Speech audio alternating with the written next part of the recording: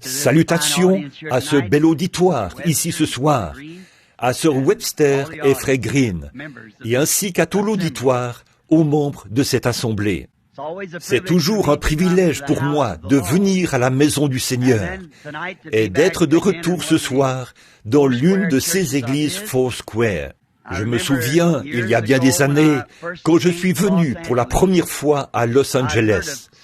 J'avais entendu parler de Sœur Macpherson, mais elle avait déjà gravi les marches d'or avant que je commence à marcher dans cette voie.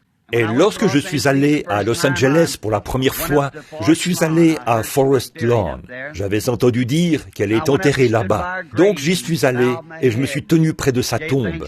J'ai courbé la tête et j'ai rendu grâce à Dieu pour une noble vie.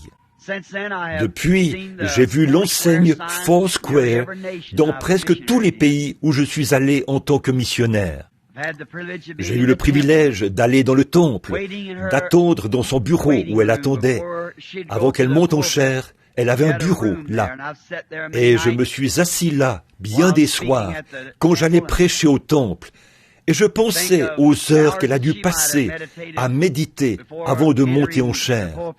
Le caractère sacré de l'ouverture de la parole de Dieu. Et être ici ce soir avec certains des fidèles qui essaient de garder ce message vivant. Que Dieu soit avec vous et vous bénisse. Et puis de retrouver Frère Green, un cher ami précieux, frère et sœur Green. Et quand j'étais là-bas dernièrement et que je l'ai rencontré, je lui ai dit combien j'ai apprécié ce message dans le chant qu'il a chanté l'autre jour, là-bas, chez les hommes d'affaires. Il a appelé son chant « Le nom de Jésus » ou quelque chose comme ça. Ils ne l'ont pas encore enregistré. Je lui ai dit « Permettez-moi d'être le premier client ». C'était un si beau chant. Et j'ai pensé que lorsque j'arriverais, il le chanterait peut-être pour moi ce soir. Et ma femme et mes enfants sont au fond là-bas pour l'écouter. Et je suis sûr qu'ils l'ont apprécié eux aussi. Et sa voix n'est pas... Elle nous est très familière chez nous. J'ai beaucoup de ces enregistrements. Quand j'ai beaucoup de peine, j'entre là, j'ai un de ces tourne-disques et je fais jouer tout un tas de ces disques. Je m'assieds là et je les écoute. Je voudrais dire à ma femme, là-bas au fond, que je viens juste d'en avoir d'autres.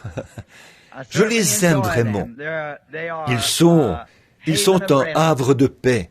Simplement d'entendre ces chants évangéliques, de savoir qu'ils ne sont pas chantés par une voix trop exercée, mais qu'ils viennent du cœur d'un vrai chrétien. Il m'a dit qu'il en restait encore quelques-uns ce soir, là derrière. Je veux que ma femme y jette un coup d'œil pour voir s'il n'y en aurait pas là derrière que nous n'avons pas déjà, et qu'elle s'assure de les prendre. Je crois qu'ils sont là-bas, dans le vestibule. Et ils sont, vous savez, l'essentiel. Ce que je pense au sujet de chanter, j'aime ces chants, j'aime les voix exercées, mais je n'aime pas une voix trop exercée. Alors, vous ne faites que voir combien de temps vous pouvez retenir votre souffle, jusqu'à ce que votre visage devienne bleu. Vous ne dites rien de toute façon. Mais j'aime les bons vieux chants pentecôtistes, où on se laisse simplement aller et on chante. J'aime ça. Et Frère Green a ça, lui et Sœur Green. Aussi, nous savons qu'ils sont accompagnés par ces chorales et tout. Et c'est très bien de savoir que ces choses-là, nous pouvons les avoir. Maintenant, Frère Green et moi, nous sommes rencontrés pour la première fois, je crois, si je me souviens bien, je crois que c'était à Kansas City, quand nous avions l'habitude de tenir les conventions là-bas. Comme j'avais l'habitude de rester, il disait, eh bien, ce n'est pas encore le moment d'entrer, mais j'attendais à l'extérieur, dans ma voiture, et je voulais être sûr d'entendre ces chants, quand lui et la sœur chantaient. Alors, je lui ai dit là-bas, j'ai confiance qu'un de ces jours, quand je passerai de l'autre côté du fleuve, j'aime tellement chanter, et je ne peux tout simplement pas chanter, voilà tout. J'ai toujours voulu chanter, et je n'y arrive tout simplement pas. Et j'avais l'habitude d'essayer de chanter un chant à l'église, une réunion à l'ancienne mode, dans un endroit à l'ancienne mode. Je le chantais tout de travers. Je prenais ma femme par la main, et quand j'arrivais à la maison, je disais, « Chérie, je n'essayerai plus jamais ça. » C'est la vérité. Je ne faisais que j'embrouillais tout le monde. Mais un de ces jours, je vais chanter. Et j'ai toujours pensé que peut-être là-bas, sur la colline, là où le fleuve de la vie coule près du trône, quand cette grande chorale de tous les rachetés, ces merveilleuses voix se trouveront sur le versant de cette colline, en train de chanter. J'espère qu'il y aura de l'autre côté un petit arbre qui offrira de l'ombre. Si vous voulez me voir, allez simplement là. Je serai assis là à les écouter. Puis, un de ces matins, quand vous serez dans votre palais, et que vous sortirez sur le perron de votre palais, très loin quelque part là-bas, tout au fond des bois, il y a une petite cabane construite quelque part. Vous allez sortir sur votre perron et vous allez entendre quelqu'un chanter. Grâce infinie de notre Dieu. Vous direz, oh, frère Branham y est arrivé, car le voilà. Il y est finalement arrivé. Je serai capable de chanter à ce moment-là. D'ici là, je n'ai qu'à pousser des cris de joie au Seigneur. Nous sommes heureux, n'est-ce pas? Nous n'avons aucune raison de nous inquiéter. Aucune. Nous sommes ancrés en Christ, assis dans les lieux célestes, enlevés maintenant même dans la grâce de l'enlèvement, assis dans sa présence dans les lieux célestes en Jésus-Christ. La mort elle-même ne peut pas nous atteindre. Nous sommes bien ancrés. Rien ne peut nous nuire. Nous sommes en sécurité, tout simplement, et nous attendons sa venue. Et nous sommes reconnaissants de cela. Maintenant, je dois conduire environ 240 kilomètres ce soir, après le service. Et avec un beau groupe comme celui-ci, il me faut beaucoup de temps pour débuter et ensuite 2 fois plus de temps pour m'arrêter. Je vais donc essayer d'entrer directement dans ce que j'ai l'intention de dire aussi vite que possible. Je veux remercier le pasteur, les collaborateurs et tout le monde pour cette occasion de venir ici pour rendre témoignage de sa grâce ce soir dans cette belle assemblée. Je suis monté il y a quelque temps sur la montagne du Sud et j'ai regardé la vallée. J'ai pensé au moment où je suis venu pour la première fois dans cette vallée, il y a environ 35 ans. Combien cette ville s'est développée. Elle s'est étendue dans toute la vallée de Maricopa, ici. À perte de vue, c'est la ville. J'étais là-bas avec ma femme et j'ai dit, « Tu sais, chérie, il y a peut-être 300 ans, il n'y avait rien d'autre qui passait par ici que des coyotes et des pécaris, et ainsi de suite, partout dans la région. Et puis l'homme est venu et a commencé à bâtir. Puis la civilisation a commencé à s'étendre. Alors le péché et la violence se sont installés. J'ai pensé, ne serait-ce pas un endroit merveilleux? J'ai toujours pensé qu'un jour, j'aimerais vivre à Phoenix. Et alors, en regardant la vallée, j'avais presque envie de pleurer dans mon cœur, en pensant combien ce serait un endroit magnifique s'il n'y avait pas de péché. La façon dont ils ont pris le désert pour en faire un lieu d'habitation. Aujourd'hui, on se promenait en voiture au sommet du mont Camelback. Il y a de belles maisons là-haut. C'est presque comme si vous entriez au paradis.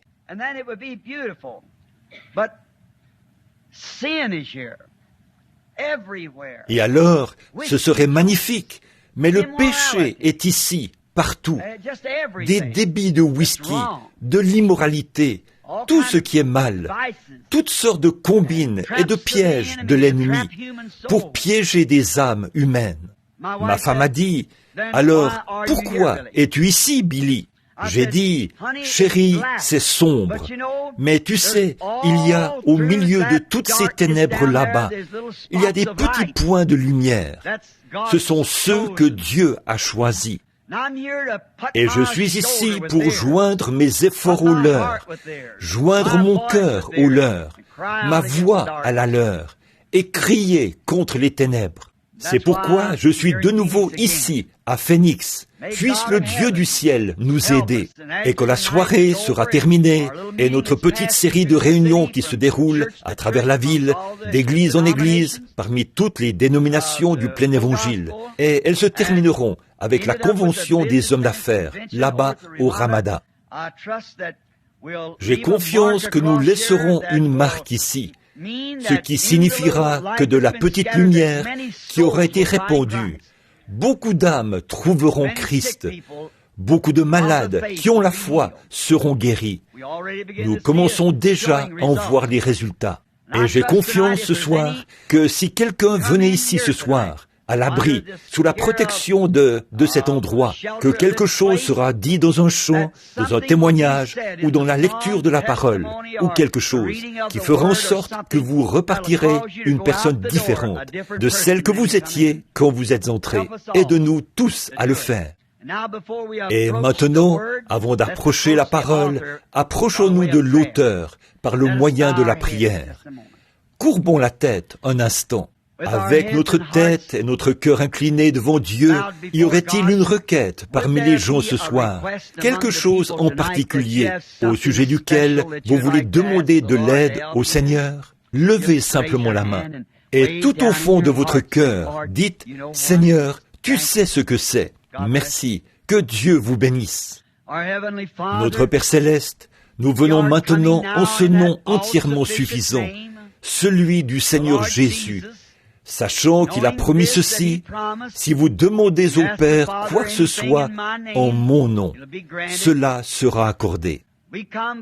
Nous venons d'abord pour confesser que nous avons commis des erreurs. Nous avons mal agi.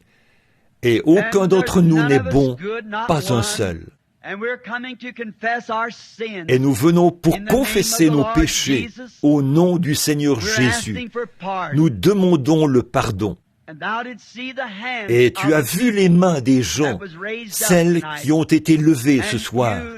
Et tu sais ce qui était derrière cette main, ce dont ils avaient besoin. Et j'offre ma prière avec les leurs.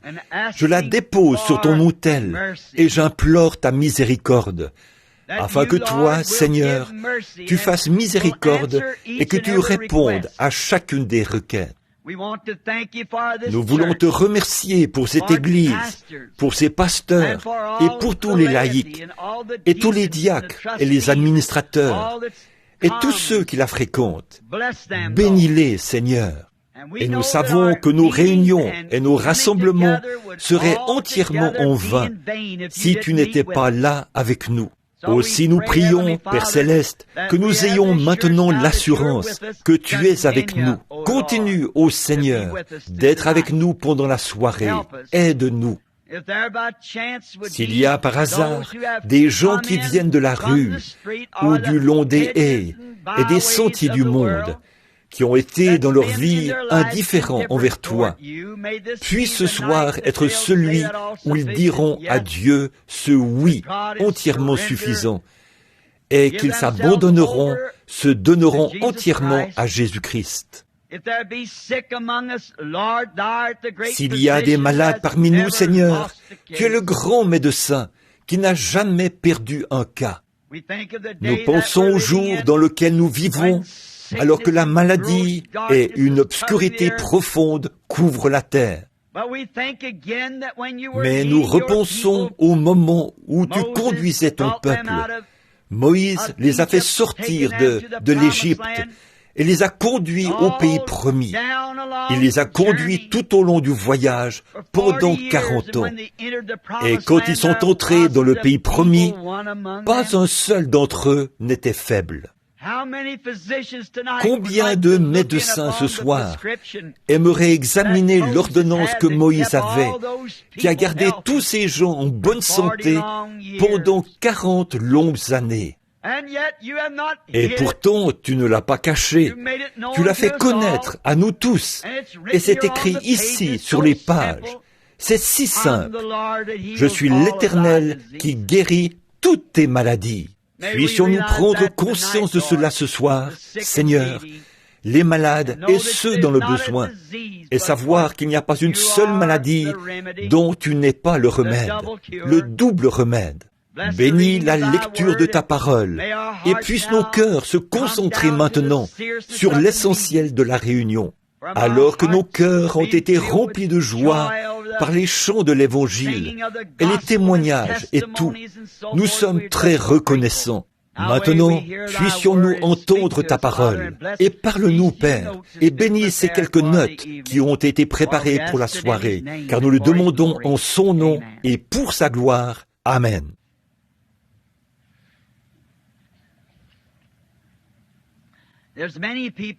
Il y a beaucoup de gens qui viennent à la réunion qui aiment toujours prendre en note ce qu'un ministre a à dire ou ce qu'il lit dans l'Écriture.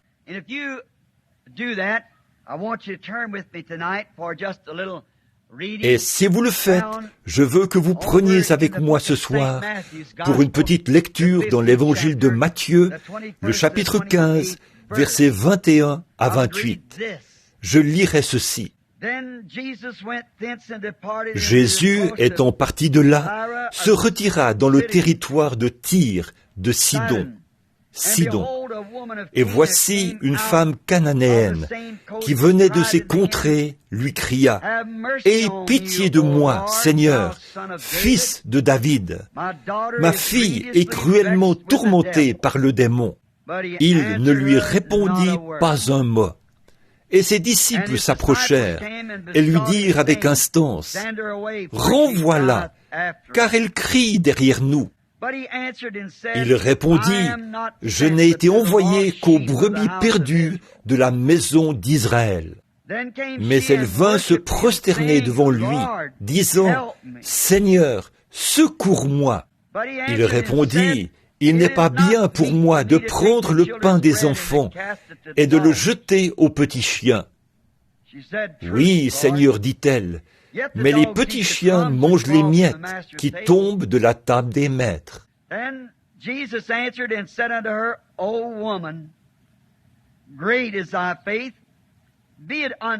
Alors Jésus lui dit, « Femme, ta foi est grande, qu'il te soit fait comme tu veux. » Et alors même, sa fille fut guérie.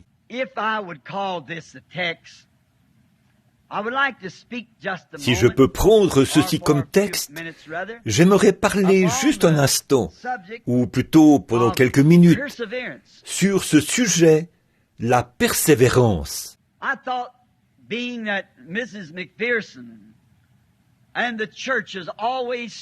J'ai pensé, étant donné que Madame Macpherson et l'Église ont toujours si vaillamment défendu la guérison divine, et nous ne pouvons pas prêcher le plein évangile sans prêcher la guérison divine, parce qu'elle fait partie de l'évangile. Je me souviens, quand j'étais un petit garçon, j'ai lu un article dans l'un des magazines, Life ou Look, ou l'un de ces magazines. Je n'étais qu'un jeune garçon. On se moquait de Madame Macpherson parce qu'elle prêchait la guérison divine. Et ils ont dit qu'elle employait un genre de stratagème. Ils ont dit, les femmes qui avaient des goitres, elles mettaient une épingle sous son doigt, et les femmes mettaient un ballon sous leurs vêtements. Ensuite, Madame Macpherson posait ses mains sur la femme. Elle enfonçait l'épingle dans le ballon, et cela faisait dégonfler le ballon. J'étais un pécheur, mais j'avais plus de bon sens que ça, que de penser une chose pareille. Si l'épingle avait percé le ballon, il aurait éclaté. Alors j'ai dit, il n'y a aucun doute que cette femme subit des persécutions.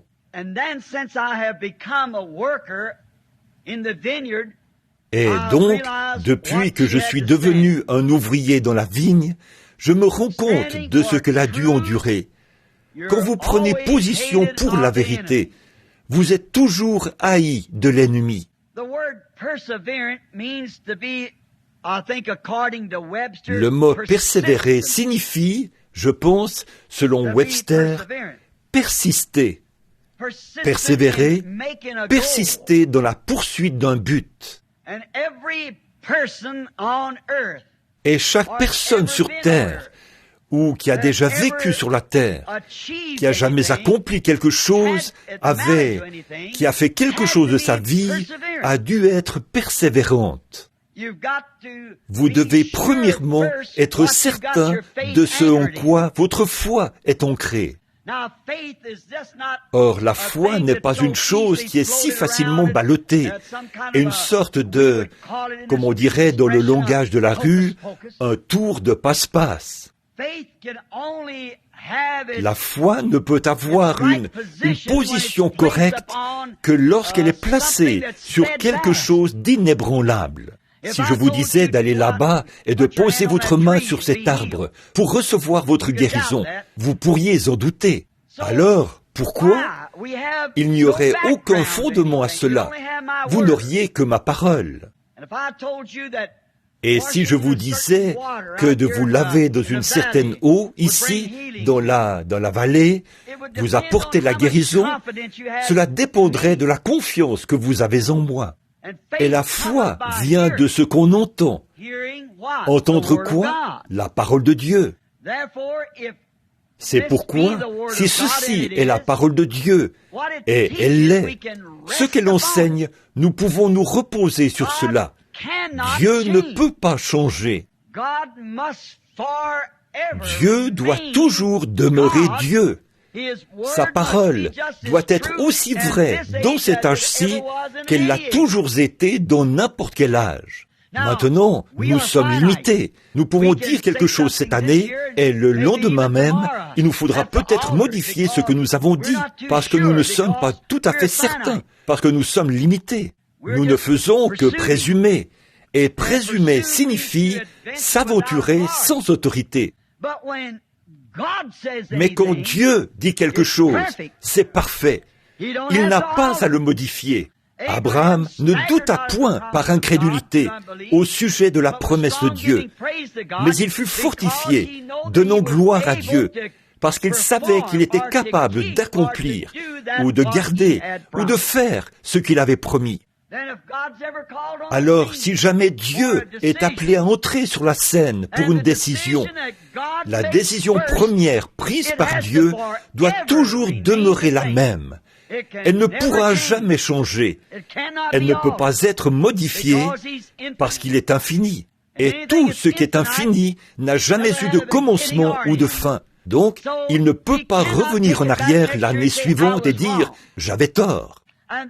Alors, si c'était sa décision, tout homme qui prend cette même, qui arrive à la même décision que Dieu a prise pour un certain homme sur la base de sa foi, de la croire, il doit agir de la même manière chaque fois qu'un homme croit cela.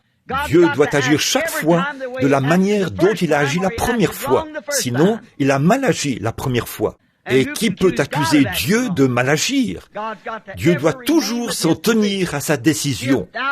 Si tu peux le croire. Bon, pour accomplir quelque chose, vous devez vous fixer un but et dire « Ceci, j'y crois » et vous y tenir et continuer à avancer, à vous en rapprocher, sachant que vous avez, c'est là, sachant qu'il y a quelque chose là vers lequel vous approchez. C'est comme cette histoire que l'on raconte au sujet du petit garçon avec le cerf-volant qui tenait la ficelle dans sa main. L'homme a dit, « Qu'est-ce que tu tiens, fiston ?» Il a dit, « Mon cerf-volant. » Il a dit, « Je ne vois rien d'autre qu'une ficelle. » Il a dit, « Mais il y a un cerf-volant à l'autre bout. » L'homme a levé les yeux et a dit, « Je ne vois pas le cerf-volant. » Le petit garçon a dit, « Moi non plus. » Il a dit, « Eh bien, comment sais-tu que tu as un cerf-volant ?» Il a dit, « Je peux le sentir tirer à l'autre bout. » Eh bien, c'est la même chose avec la foi. La foi est une ferme assurance des choses qu'on espère, une démonstration des choses qu'on ne voit pas. Aussi longtemps que vous placez votre foi sur cela et que vous êtes ancré là, vous allez y parvenir. Peu importe que vous le voyez ou non, vous savez quand même que c'est là. Vous tirez dessus et il vous tire. Et tout homme qui a jamais réalisé quelque chose de valeur s'est fixé un but. Il a ensuite persisté, persévéré pour l'accomplir. De grands hommes, George Washington, qui est appelé le père de notre nation, lorsqu'il est arrivé à Valley Forge,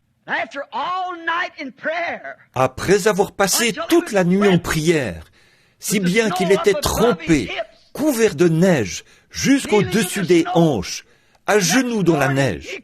Le lendemain matin, il a traversé le Delaware, qui était tout en glace. Pourquoi? Il a persévéré. Il avait la réponse. Rien n'allait lui faire obstacle. Bien que 3 ou 4 balles de mousquet aient traversé son manteau, il n'a subi aucune blessure. Il a essayé, il voulait accomplir quelque chose, et il avait prié jusqu'à exaucement pour cela, et il a persévéré. Rien ne lui a fait obstacle.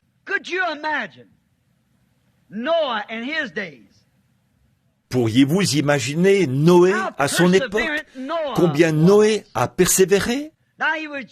Or, il n'était qu'un fermier, et il vivait dans un jour de recherche scientifique plus avancé, peut-être, que ce que nous avons aujourd'hui. Parce qu'à cette époque-là, ils ont construit les pyramides. Et si certains d'entre vous ont eu le privilège d'aller voir la grande pyramide d'Égypte et de voir le Sphinx et tout, eh bien, c'est étonnant à voir. Comment ils ont réussi à lever ces gros blocs de pierre dans les airs, presque la hauteur d'un pâté de maison, alors qu'ils pesaient des milliers de tonnes. Aujourd'hui, nous ne pourrions pas reproduire ça. Nous ne comprenons pas. Ils avaient quelque chose. Ils avaient une teinture. Ils avaient quelque chose avec lequel ils pouvaient embaumer un corps, qui pouvait lui donner une apparence tout à fait naturelle pendant des milliers d'années. Nous n'avons pas ces arts, ces colorants et tout qu'ils avaient.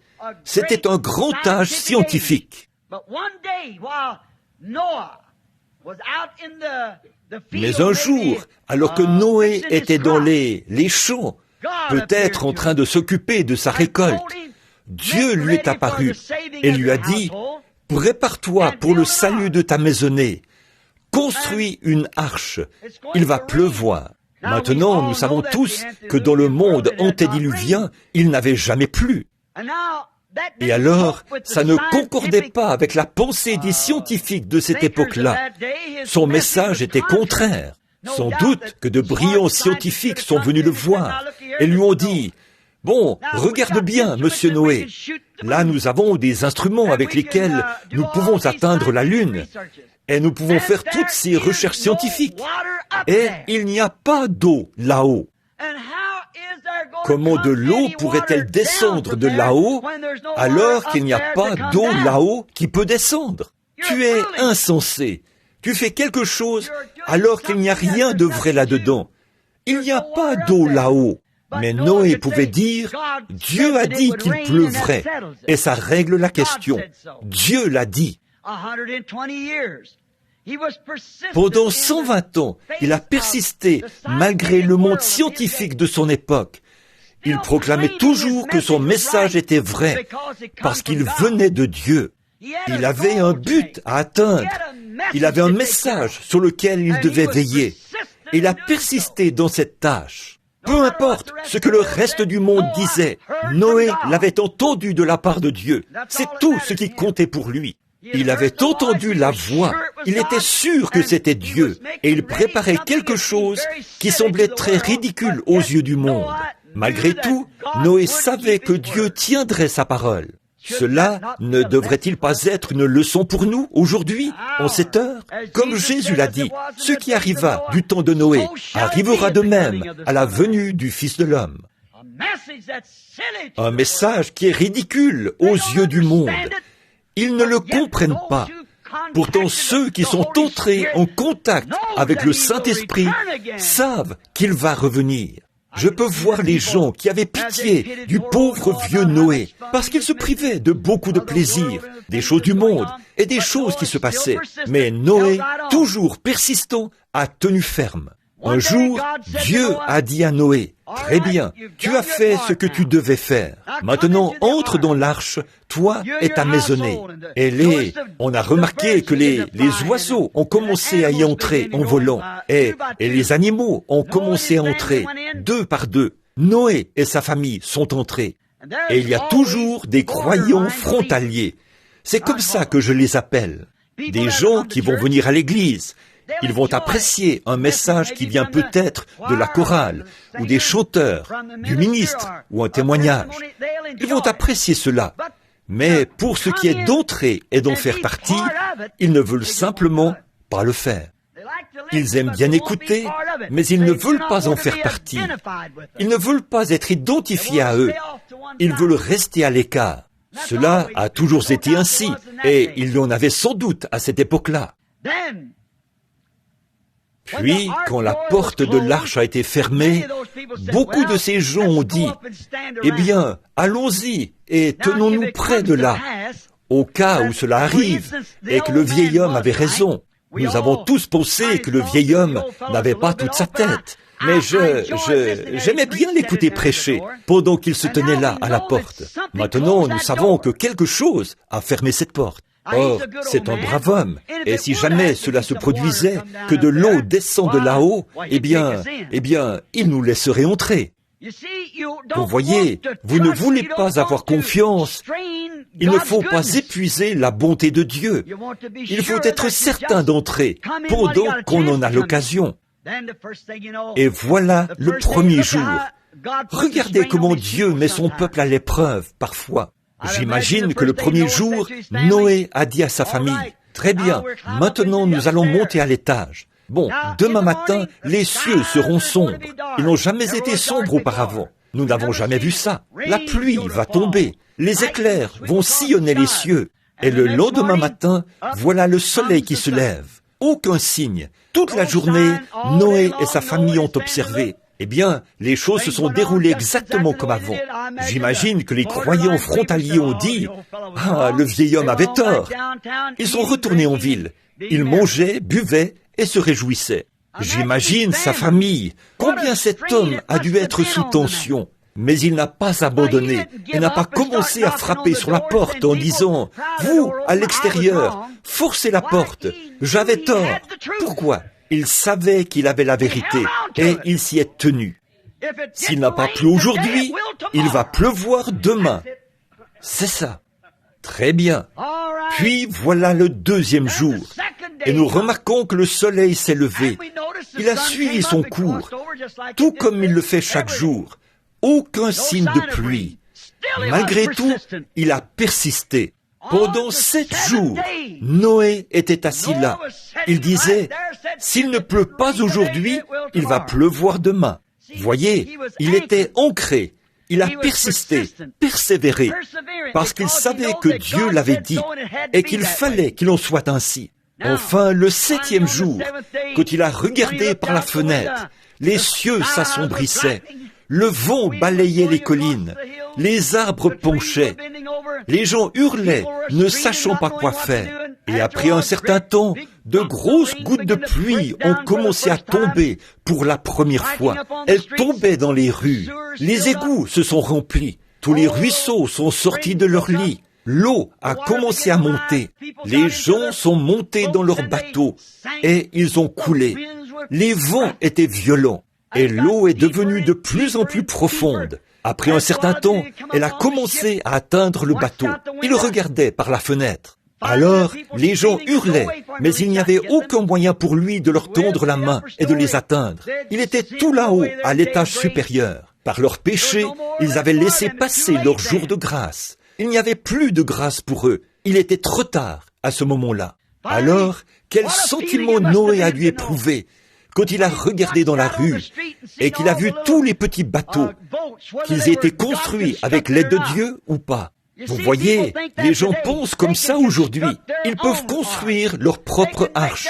Ils peuvent fabriquer leur propre salut. Vous ne le pouvez pas. Dieu a acquis le salut pour nous et nous devons l'accepter. Une arche construite de main d'homme ne tiendra pas le coup. Tout ce que l'homme peut accomplir, c'est contraire à la volonté et à la parole de Dieu. Ça ne tiendra pas le coup.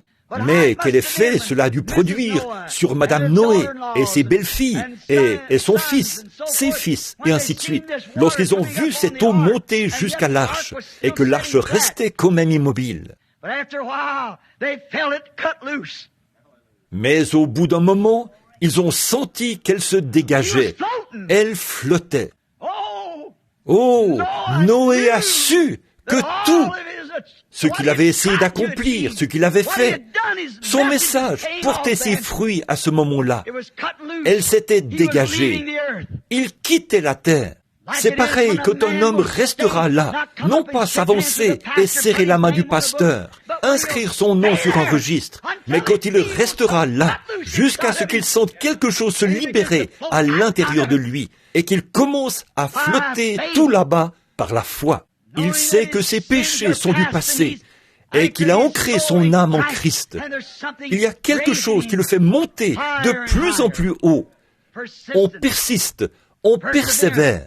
Moïse a été très persévérant. Quand il est descendu en Égypte et qu'il a tué un homme, il avait toute son instruction et sa formation. Et malgré tout, il s'y est mal pris. Il a essayé, parce qu'il avait confiance en ce qu'il pouvait accomplir par son instruction et par sa propre... On nous dit qu'il était un militaire. Et ce pourquoi il avait été formé, nous voyons que cela a échoué. Et quand cela a échoué, il n'a pas persévéré. Il s'est enfui au désert et y est resté pendant 40 ans. Mais un jour, il a rencontré Dieu dans un buisson ardent. Il a ôté ses souliers. Il a vu la gloire de Dieu. Il a vu un bâton sec se transformer en serpent et redevenir un bâton. Il a vu une main couverte de lèpre être guérie par la puissance de Dieu. Et il a entendu la voix de Dieu lui parler. Rien n'allait plus l'arrêter alors. Je l'ai souvent décrit. J'espère que ce n'est pas d'une manière sacrilège. Un vieil homme, âgé de 80 ans, avec sa femme, assis sur un mulet, tenant un enfant sur sa hanche. Le lendemain, et avec sa barbe qui pendait, le bâton à la main, il avançait, les yeux fixés vers le ciel, et sa barbe blanche qui flottait au vent. Et quelqu'un a dit, « Où vas-tu, Moïse ? Je vais en Égypte pour prendre le contrôle. » Une invasion par un seul homme. Ça avait l'air plutôt ridicule.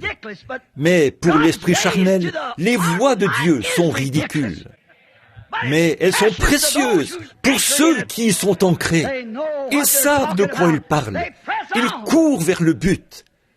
Oh, quelle chose extraordinaire cela a dû être. Noé, ou Moïse plutôt, qui allait en Égypte, une nation que le monde entier craignait, un peu comme la Russie aujourd'hui, une invasion par un seul homme, un vieil homme de 80 ans, avec sa femme assise sur un mulet et un bâton tordu à la main, en route pour prendre le contrôle. La chose qui est étrange à ce sujet aux yeux du monde, c'est qu'il l'a bel et bien fait. Il a pris le contrôle.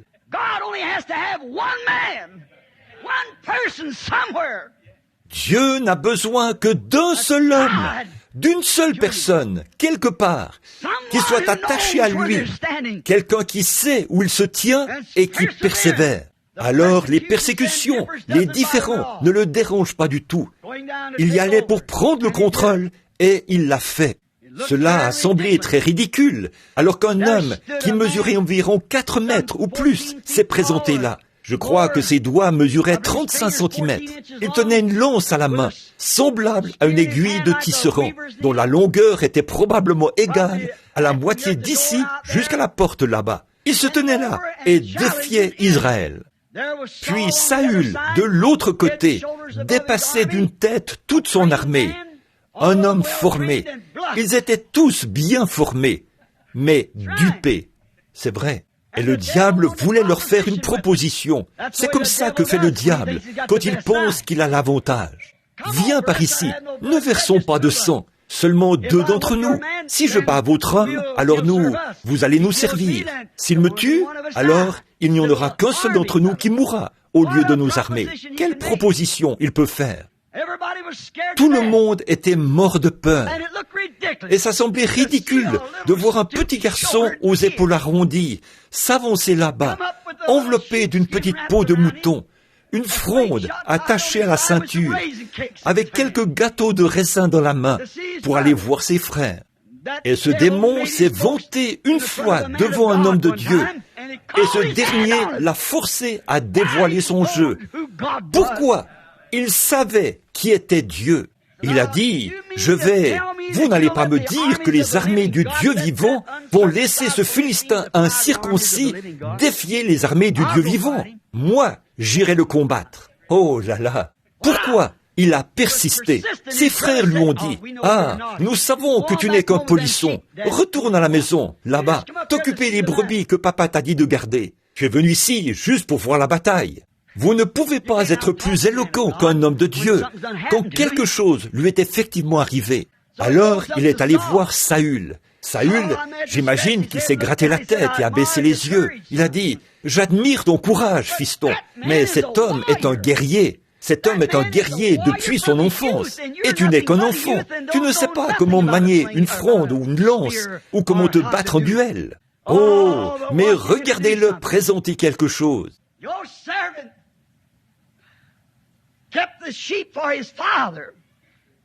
Ton serviteur gardait les moutons pour son père.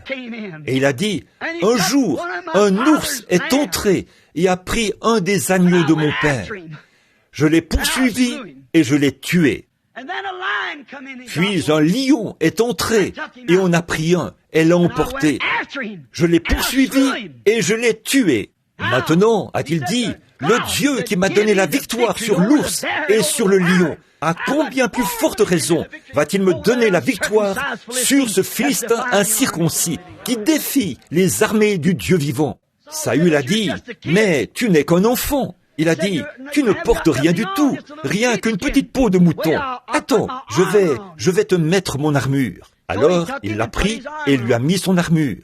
Pouvez-vous imaginer ça? La Bible dit qu'il avait le teint rosé, et cet homme tout petit, qui pesait peut-être 50 kilos, s'est revêtu de cette grande armure d'un homme qui pesait environ 115 kilos, qui mesurait environ 2 mètres. Il était écrasé sous le poids. Pouvez-vous imaginer ça? David a regardé autour de lui. Les épaulettes dépassaient d'à peu près ça, et ça ressemblait à une jupe sur lui. Son plastron qui pendait comme ça. Il a constaté que le vêtement ecclésiastique n'allait pas à un homme de Dieu. Oui. Il a dit, débarrassez-moi de ça. Je ne sais rien de ces choses-là. Mais laissez-moi y aller avec ce que je sais être bien. Voilà, il y est allé avec la puissance de l'esprit. Je crois que c'est Hudson Taylor qui a dit une fois à un missionnaire chinois. Ce jeune chinois a dit, « Monsieur Taylor, j'ai senti mon appel en Christ. » Il a dit, « Devrais-je maintenant aller étudier pour obtenir ma licence en lettres, puis mon doctorat en philosophie, et tout ce qu'il me faut obtenir, mon doctorat ?»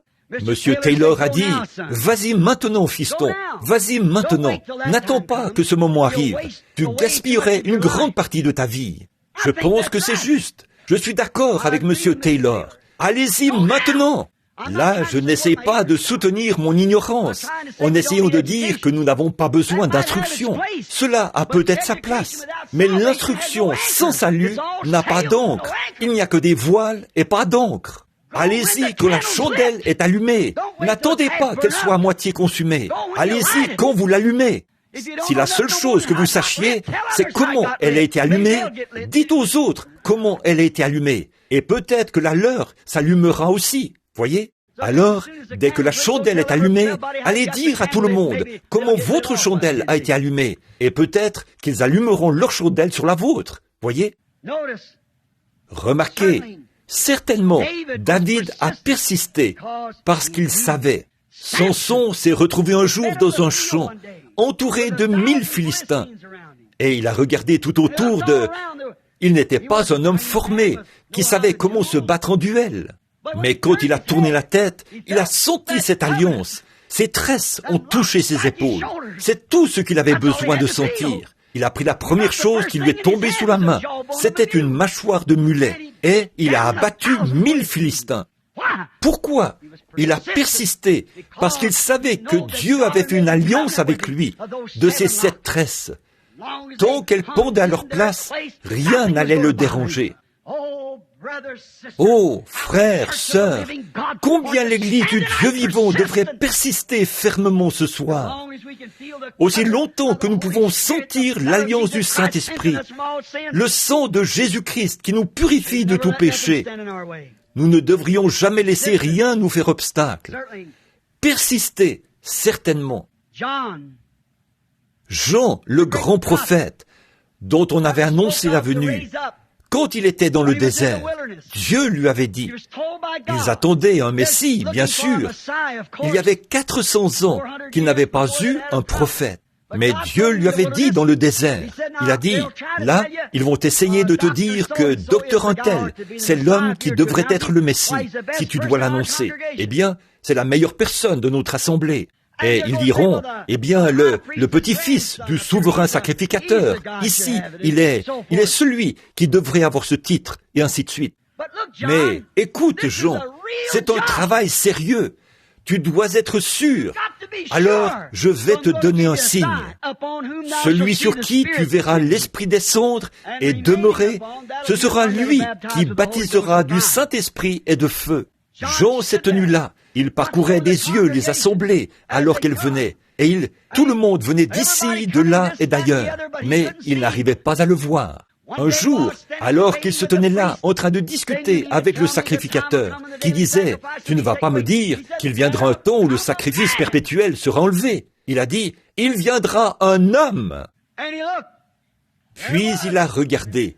Le voilà. Il a dit, « Voici l'agneau de Dieu qui ôte le péché du monde. » Il le savait, parce que Dieu lui avait dit, « Celui sur qui tu verras descendre l'Esprit. » Il le savait, il a persisté. Revenons à cette petite femme. Il y a tellement de choses que nous pourrions dire au sujet de différentes personnes qui ont persévéré, persisté, qui ont tenu bon pour y parvenir. J'ai un petit slogan que je dis pas mal souvent. Il serait peut-être bon pour vous de le noter. Un gagnant ne lâche jamais, et un lâcheur ne gagne jamais. Réfléchissez à ça. Un gagnant ne lâche jamais, et un lâcheur ne peut jamais gagner. Vous devez tenir ferme, et avant même de commencer, soyez absolument certain que vous êtes dans le vrai. Puis, persistez, ne laissez rien vous ébranler, continuez. J'ai eu pas mal d'expériences de ce genre, et vous le savez. Je sais une chose, quand vous êtes absolument certain que vous êtes dans la volonté de Dieu, quand vous êtes absolument certain que vous êtes centré sur le calvaire, rien ne va vous ébranler. Vous y êtes. Cette petite femme, elle était grecque, une syrophénicienne, et elle avait entendu parler de la renommée de Jésus. Or, comment la foi vient-elle? De ce qu'on entend, la parole. Elle avait entendu parler de lui. Et vous savez, peut-être y a-t-il eu beaucoup de choses pour lui faire obstacle, parce qu'elle était grecque. La foi vient de ce qu'on entend, nous savons ça. Et il y avait beaucoup de choses pour lui faire obstacle. Mais la foi trouve une source que personne d'autre ne connaît. La foi trouve cette source que personne ne peut expliquer. C'est quelque chose que vous savez. Les autres ne peuvent pas le voir, mais la foi le voit. La foi voit cela, là où l'œil naturel ne le voit pas, mais l'œil intérieur voit cette chose. Or, elle avait besoin de Jésus. La première chose que vous devez faire, si vous voulez trouver Christ, c'est de savoir que vous avez besoin de lui. Quand vous pensez que vous n'avez pas besoin de lui, alors vous ne le trouverez jamais, parce que vous ne le chercherez pas de tout votre cœur. Avez-vous remarqué ce passage de l'Écriture où il est dit « Cherchez et vous trouverez, frappez et l'on vous ouvrira ». En fait, ça ne veut pas dire de simplement frapper comme ceci et l'on vous ouvrira. Ce n'est pas simplement dire « Eh bien, je suis sorti, Seigneur, me voici, me veux-tu » Non, ce n'est pas ça. Celui qui cherche, celui qui frappe, on continue. Ça doit concorder avec le reste des Écritures. Comme le juge inique et la veuve, elle frappait continuellement à sa porte. Elle a persisté. S'il la renvoyait aujourd'hui, demain, il l'avait de nouveau sur les bras. C'est de cette manière que vous voulez agir envers Dieu. Soyez constamment devant lui, chaque matin, chaque nuit, chaque jour, tout le temps, constamment. Continuez simplement à chercher, continuez à demander, continuez à frapper. Ne frappez pas juste pendant un petit moment, et ensuite vous fatiguez, et vous en allez. Restez simplement là. Seigneur, je suis ici, et pas question que je parte. Tu m'as sur les bras maintenant. Je ne bougerai pas d'ici. Est-ce que tu es fatigué de m'entendre? Moi, je passe des moments merveilleux à frapper, parce que je sais que tu viens. Amen. C'est là qu'il va se passer quelque chose. Il doit vous enlever de sur ses bras. Vous voyez? Donc il vient pour vous répondre. Bon, la foi trouve cela. Sa parole est une épée. La Bible dit dans Hébreux 4:12 que la parole de Dieu est plus tranchante qu'une épée à 2 tranchants. Maintenant, il n'y a qu'une chose qui puisse tenir cette épée, c'est la main de la foi. La main de la foi est la seule chose qui puisse tenir cette épée de la foi, cette épée de la parole. Là, il se peut que votre bras soit faible, tout juste assez fort pour la saisir, pour la justification, tant vous êtes faible. C'est peut-être tout ce que vous pouvez dégager en tranchant. Mais cette épée de la parole tranchera pour dégager chaque promesse que Dieu y a faite, à condition que ce soit un bras de la foi bien fort qui la tient. Je crois en Dieu pour ma guérison. Je crois en Dieu pour mon baptême. Dieu a fait la promesse. Et la foi tient cette épée. Ça va la découper du rocher là-bas. Chaque promesse de Dieu peut être dégagée en étant tranchée par la parole de Dieu. Car c'est une épée. Elle a eu beaucoup d'obstacles, mais sa foi n'en avait pas. Vous avez peut-être beaucoup d'obstacles. Chaque personne qui s'engage à rencontrer Christ découvrira qu'il y a beaucoup d'obstacles. Mais votre foi, elle, n'en a pas. La foi n'a aucun obstacle. La foi a du poil sur la poitrine et de gros muscles. Les raisonnements s'élèvent et disent, vous savez, c'est raisonnable. La foi gonfle ses muscles, bombe son grand torse et dit, tais-toi, assieds-toi. Et le raisonnement se sauve dans un coin et s'assied sur son tabouret. Voilà. La foi a des muscles, et ce qu'elle dit veut dire exactement ce qu'elle dit. Voilà ce qu'il nous faut ce soir. Voilà ce dont l'église Foursquare a besoin. Voilà ce dont le groupe pentecôtiste a besoin. Voilà ce dont le monde entier a besoin. Voilà ce dont j'ai besoin. Voilà ce dont vous avez besoin. Et nous devrions avoir honte de l'admettre. Mais nous avons besoin d'une foi qui s'accrochera à la parole de Dieu et qui déclarera qu'elle est vraie. Faire face au diable et dire « Ainsi dit le Seigneur ». Je lisais l'autre jour où un homme racontait que le diable est venu devant lui. Et il a dit « Le diable n'était qu'une espèce de petit avorton ». Et il a dit « Bouh ». Il a dit « J'ai reculé brusquement ». Et il a dit « Bouh ». J'ai reculé brusquement. Chaque fois qu'il criait « Bouh » et que je reculais brusquement, lui, il grandissait. Et moi, je rapetissais. Et il répétait constamment « Bouh ». Il a dit « Je rapetissais chaque fois que je reculais brusquement. » Et lui, il grandissait. Il a dit « Je savais qu'éventuellement, j'allais devoir le combattre. » Il a dit « J'ai regardé autour de moi. Je me suis dit « Quoi ?» J'ai trouvé la parole de Dieu. Il a dit « Je l'ai enroulée dans ma main. » Et le diable a dit « Bouh !» Et moi aussi j'ai dit « Bouh !» Et il a dit « Quand j'ai aussi dit « Bouh !» chaque fois que je disais « Bouh !» il rapetissait. Et moi, je grandissais. C'est ça. Vous devez le combattre, tôt ou tard. Vous savez, les gens ne croient pas que le diable existe. Je le croise tout le temps. Ah oui, je le croise tous les jours. Tous les autres croyants aussi. Oui, vous devez le combattre, tôt ou tard. Alors, aussi bien commencer tout de suite. Il n'y a qu'une chose dont il a peur. C'est ce sang et cette parole. La foi la tient fermement. Elle est forte et elle continue à avancer. Bon, nous voyons que cette petite femme grecque, comme je l'ai dit, elle a eu beaucoup d'obstacles. Mais sa foi n'en avait pas. La foi n'a pas d'obstacles. Ils lui ont peut-être dit, sais-tu que tu es grec? Tu es grec. Tu sais, tu n'appartiens pas à sa dénomination. Ne va pas là-bas avec ce groupe. Ça, c'est l'un des obstacles, voyez. Mais si vous avez la foi, vous y allez quand même. Ça ne fait aucune différence, la dénomination où il se trouve, pourvu qu'il soit là. Elle avait un besoin. Elle avait une fille qui se mourait d'épilepsie. Et elle devait absolument arriver jusqu'à lui, parce que les médecins ne pouvaient rien faire pour elle. Ils ne le peuvent toujours pas. Alors, il fallait qu'elle parvienne jusqu'à Jésus. Elle avait entendu dire qu'il avait déjà guéri ce genre de cas-là. Eh bien, disait-il, il n'a jamais amené son réveil dans vos dénominations. Ça ne lui a pas fait obstacle. Cette petite femme avait la foi. Elle a persisté. Elle a simplement continué en ignorant ce groupe-là. Sa foi l'en a éloigné. Oh, s'il pouvait seulement faire ça aujourd'hui, quelqu'un va dire, il y a une réunion ce soir à l'église Foursquare. Eh bien, elle ne fait pas partie de votre dénomination. Vous feriez mieux de vous tenir loin de là. Continuez à vous frayer un chemin. Votre foi vous mènera droit au but. Voyez, la foi ne connaît pas d'obstacle. Elle avance malgré tout. Rien ne va l'arrêter. Comme je l'ai dit, elle est bien musclée, avec de gros muscles. C'est elle qui prend le contrôle. Les autres en ont peur. Oui, monsieur, ils vont fuir devant elle, comme devant la variole. Ils s'en éloignent complètement. Il ne veut rien avoir à faire avec cela. Quand la grande foi s'élève, elle dit « Je sais en qui je crois. Je suis persuadé. » C'est ça. Il se peut qu'un autre groupe soit venu et ait dit « Les jours des miracles sont passés. Une telle chose, ça n'existe pas. C'est une bande d'exaltés là-bas, ces Juifs. Nous sommes Grecs, nous sommes intelligents, nous sommes un groupe de personnes intelligentes. Nous donnons au monde l'art, la musique et la religion. Et cette chose-là n'existe pas. » Mais elle a persisté. Pour elle, les jours des miracles n'étaient pas passés, parce que quelque chose lui avait dit ici, à l'intérieur, qu'il ne l'était pas. Et Jésus avait ce qu'elle cherchait, et elle était déterminée à se rendre jusqu'à lui. Que sa dénomination ait parrainé cela ou pas, elle y allait quand même. Elle allait se rendre là-bas. Elle a persisté, toujours persisté.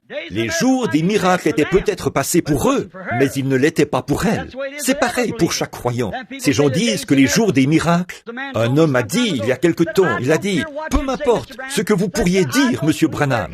Il a dit, je ne crois pas que la guérison divine existe. J'ai dit, bien sûr que non, pas pour vous. Ce n'est pas pour les incroyants. C'est seulement pour ceux qui croient. C'est vrai. Cela n'a pas été envoyé aux incroyants. Cela a été envoyé aux croyants. Vous ne pouvez pas l'apprécier parce que vous n'en connaissez rien. Il voulait me dire, le Saint-Esprit, ça n'existe pas. J'ai dit, vous êtes en retard d'environ 33 ans pour dire ça. J'ai dit, je sais à quoi m'en tenir. Je l'ai déjà reçu.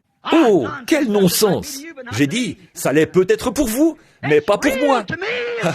C'est réel pour moi. C'est la vie. Quelque chose s'est ancré. Il est venu trop tard pour me dire ça. Ils viennent trop tard pour nous dire ça au sujet de la guérison divine. Nous avons déjà été guéris. Nous avons déjà été remplis du Saint-Esprit. Nous avons déjà reçu la grâce pour l'enlèvement. Amen. C'est trop tard pour toutes ces choses. Il ferait aussi bien de se taire. Nous l'avons déjà reçu. Notre foi peut dire, assieds-toi, je sais de quoi je parle. Eh bien, les docteurs, peu m'importe ce que dit le docteur un tel, la Bible dit, et j'ai foi dans ce livre que je tiens dans ma main, et ma foi la tient là. Jésus vient. Je crois que j'ai reçu le Saint-Esprit, parce que je le vois qui vit dans ma vie. Amen. C'est selon la parole. Rien, une révélation manifestée, une confirmation parfaite que la Bible est vraie, et que Jésus-Christ est le même hier, aujourd'hui et éternellement. Laissez-les s'en moquer. Ils peuvent s'en moquer tant qu'ils veulent. Nous persisterons simplement tout autant qu'ils l'ont fait. Noé l'a fait. Moïse l'a fait. Quand tous les autres imitateurs se sont élevés. Jeannès et Jean Bresse ont jeté leurs bâtons sur le sol. Et les bâtons se sont transformés en serpents. Il y avait là ces hommes, aussi honorables qu'ils pouvaient l'être, qui avaient fait exactement ce que Dieu leur avait dit de faire. Et voilà que s'élève un tas d'imitations. Ils ont jeté leurs bâtons sur le sol. La seule chose qu'ils pouvaient faire, c'était de rester tranquilles et voir la gloire de Dieu. Amen. Dieu la défendra. S'il vous envoyait, que vous en êtes sûr, vous allez accomplir le travail que Dieu a prédestiné que vous fassiez. Vous allez vous tenir là, et Dieu éloignera tous les imitateurs charnels de vous. C'est exact. Tenez-vous là. Vous pouvez persister, parce que vous savez en qui vous avez cru, et ce qui est juste. Examinez votre révélation par la parole. Si c'est contraire à la parole, laissez ça de côté. Si c'est conforme à la parole, alors Dieu est tenu, obligé de tenir sa parole. Bon, eh bien, il y avait peut-être un groupe de dames qui se tenaient là, au coin de la rue, vous savez, et elles ont dit, la voilà qui vient. Maintenant, elle a cet enfant là-bas qui souffre d'épilepsie. Et le docteur Untel a dit qu'il n'y a pas de remède contre l'épilepsie. Et la voici qui s'en va vers cette dénomination non connue, là-bas, pour que ce prophète fanatique vienne ici et guérisse cet enfant. Alors elles ont dit, nous devrions arrêter Suzy. J'espère qu'il n'y a pas de Suzy ici. Mais nous devrions arrêter Suzy et lui dire, parce qu'elle était une femme bien, sa vie est son reproche. Mais nous devons l'arrêter, et c'est la seule chose que je peux faire. Elle a déjà ignoré tous les autres, mais cet obstacle-ci, elle ne pourra pas l'ignorer. Sais-tu quoi, Suzy? Ton mari va te quitter, parce qu'il est un administrateur ou un diacre au sein du conseil, et il va te quitter, c'est sûr et certain, si tu vas là-bas. Elle a persisté de plus belle. Elle a continué à avancer. Voyez, la foi ne connaît aucun obstacle. La foi doit y arriver. Puis, elle a croisé un autre groupe qui a dit, « Sais-tu quoi? Quand tu reviendras dans la défaite et que tu auras découvert qu'il n'y a rien de vrai là-dedans, tout le monde dans le voisinage se moquera de toi. » Cela ne l'a même pas fait rougir de honte. Elle a persisté. Elle a continué à avancer. J'aime ça. J'aime cette persévérance. Puis, voici un des diacres se tenait là, et il a dit, « Si tu vas là-bas, tu sais ce qu'ils vont faire? Ils vont te mettre à la porte de l'église, parce que tu t'es associé à ces exaltés ou à ces gens-là. » Et il a dit, « Tu sais, excusez-moi, je n'aurais peut-être pas dû dire ça. Voyez, tu t'associes avec eux, tu seras mise à la porte de ton église. » Elle a persisté de plus belle. La foi ne connaît pas la défaite. Elle n'avait qu'une chose à accomplir, et c'était de parvenir jusqu'à Jésus. Elle avait un besoin, et lui, il était le seul qui pouvait pourvoir à ce besoin. Je dis ceci ce soir, frères et sœurs. J'ai 53 ans. Je le sers depuis l'âge d'environ 20 ans. Il a pourvu à tous mes besoins. Et quand viendra l'heure de ma mort, je suis sûr que ce dont j'aurai besoin à ce moment-là, 2 ailes pour franchir le fleuve, il sera là. Ne vous inquiétez pas, je sais qu'il sera là.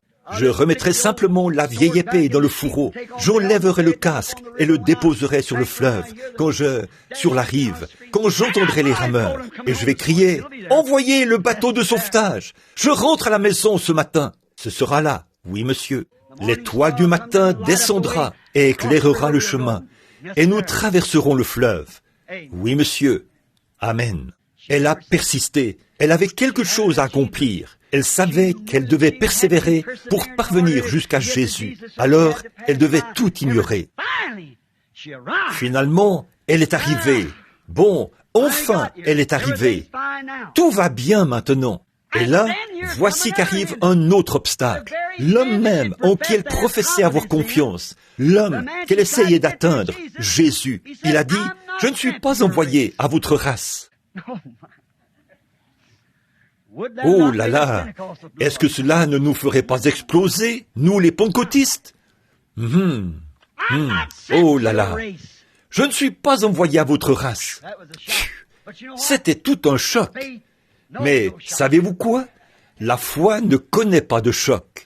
Et de nouveau, il s'est retourné. Après toutes ces choses qu'elle avait traversées, sa foi a tenu ferme, car elle savait que Jésus pouvait lui donner ce qu'elle désirait.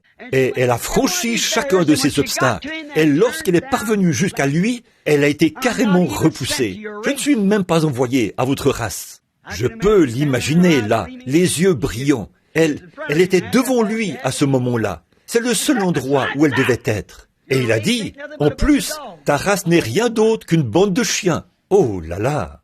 Et s'il vous avait dit cela à vous, vous auriez dit, je vais reprendre mes papiers de ces Foursquare et je vais aller ailleurs. Je ne retournerai plus jamais là-bas. Je vais reprendre mes papiers d'un tel. Oh oui, oui monsieur.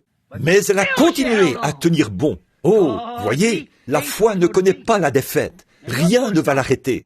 Même si Jésus lui a dit, celui-là même qu'elle est venue voir a dit, « Je ne suis pas envoyé à votre race, ils ne sont rien d'autre qu'une bande de chiens. » Mais qu'est-ce qu'il y a? Elle détenait une foi réelle. La foi ne connaît pas la défaite, peu m'importe d'où ça vient. Elle ne connaît pas la défaite, parce qu'elle avait la foi. Malgré tout, elle a tenu bon. Oh, j'aime ça. Elle n'était pas une plante de serre chaude, une hybride, comme certaines aujourd'hui. Ces religions hybrides que nous avons aujourd'hui, vous savez, elles ne sont bonnes à rien. Tout est hybride maintenant, hybride. Ils ont même des églises hybrides, des chrétiens hybrides, qu'on fait entrer par une poignée de main. Oh, ils peuvent mieux s'habiller, peut-être qu'ils utilisent un meilleur anglais et tout, comme ça. Il n'y a pas de vie là-dedans. Prenez un beau gros épi de maïs hybride.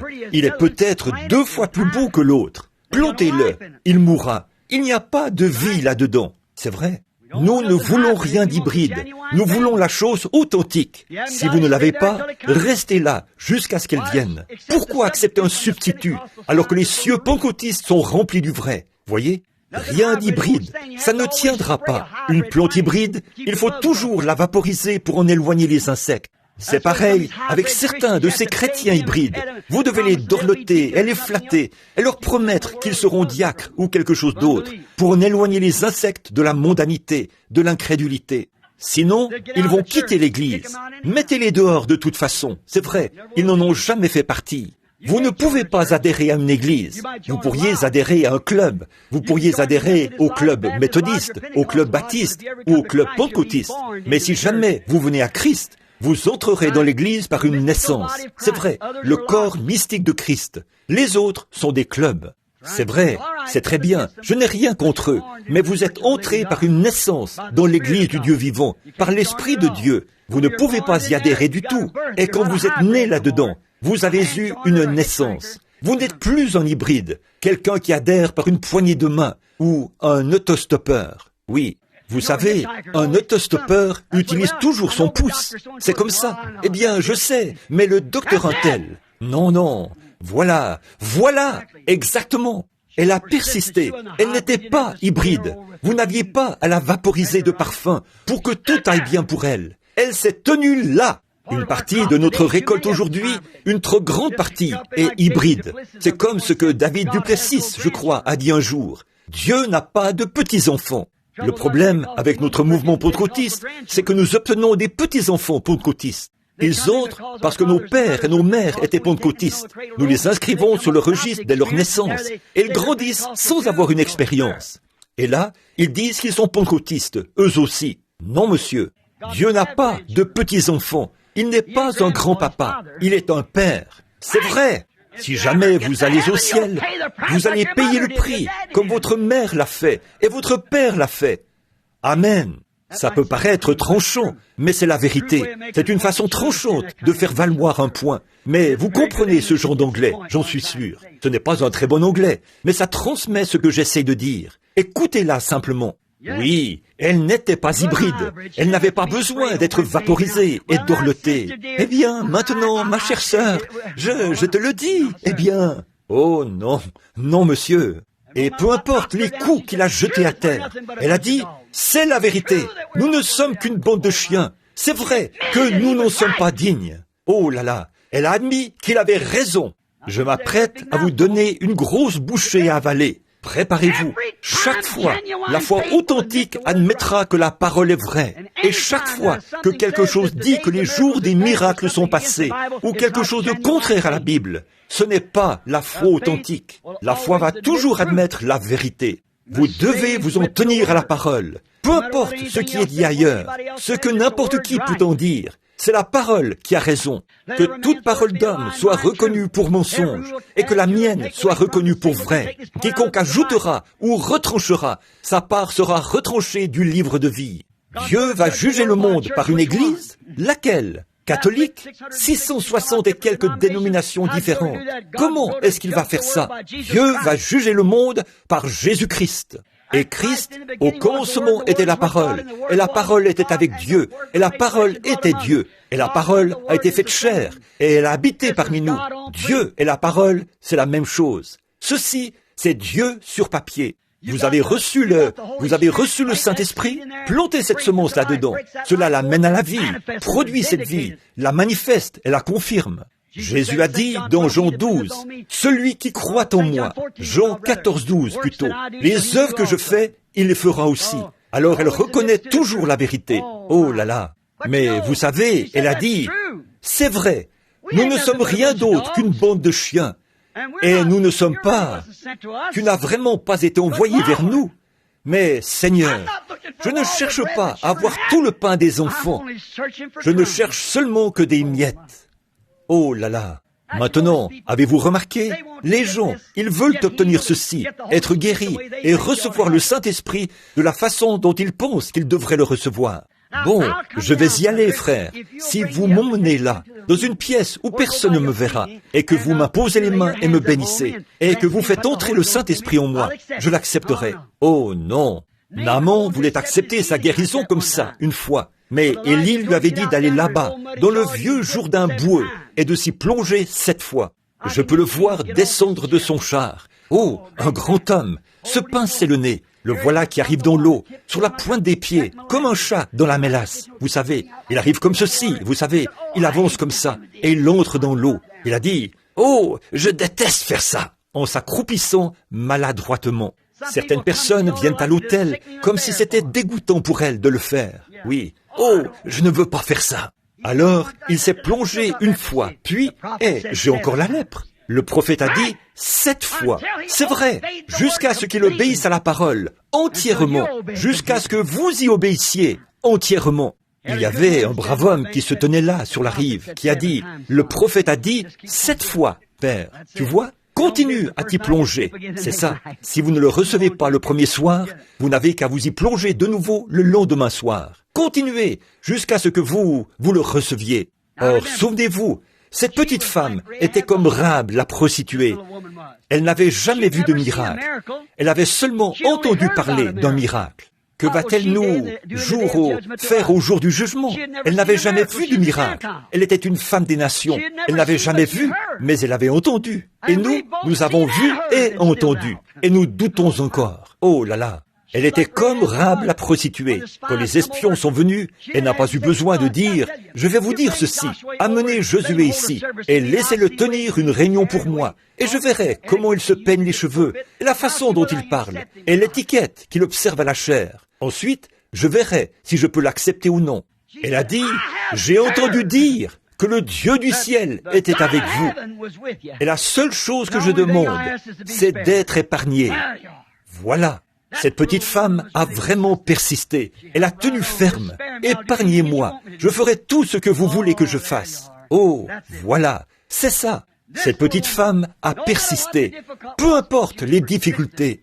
Oh, elle s'est approchée du don de Dieu comme il faut. Elle s'est approchée comme il faut, dans l'humilité. Elle est tombée à ses pieds, en toute humilité. Elle ne s'est pas levée pour dire, « Eh bien, attends une minute. Tu sais que nous sommes grecs. Tu dis que nous sommes des chiens? Un instant là, monsieur. Te rends-tu compte que nous sommes les maîtres de l'art et que nous sommes les maîtres de ceci et de telle et telle chose? » Elle n'a pas du tout pensé à ça. Elle a simplement admis qu'il avait raison. Et elle est tombée à ses pieds. Et elle a dit, « Aide-moi, Seigneur. Je ne mangerai que les miettes. » Si ma fille ne peut pas avoir une tranche de pain entière, pourrais-tu lui laisser juste les miettes? Si elle est un chien? Oh là là, voilà. Pourrions-nous seulement nous satisfaire des miettes? Si le Saint-Esprit révélait à quelqu'un ce soir, vous êtes guéri? Seriez-vous prêt à vous contenter des miettes? Ou voudriez-vous que Dieu s'avance et qu'il vous fasse lever et vous donne une sorte de sensation? S'il ne faisait que dire dans votre cœur, « Ma maladie est terminée, tu ne l'as plus. Je crois qu'à partir de ce soir, je serai guéri. » Accepteriez-vous les miettes? Ou voudriez-vous que tout le monde vienne et vous impose les mains et verse de l'huile et suive le rituel habituel comme ça? Ou vous cherchez simplement à avoir les miettes? Dieu va honorer cela. Vous savez, beaucoup de disciples l'avaient vu après sa résurrection. Thomas dit, non, je ne le croirai pas. Je dois mettre mes mains dans les marques de ses clous, dans ses mains et dans son côté. Alors, j'y croirai.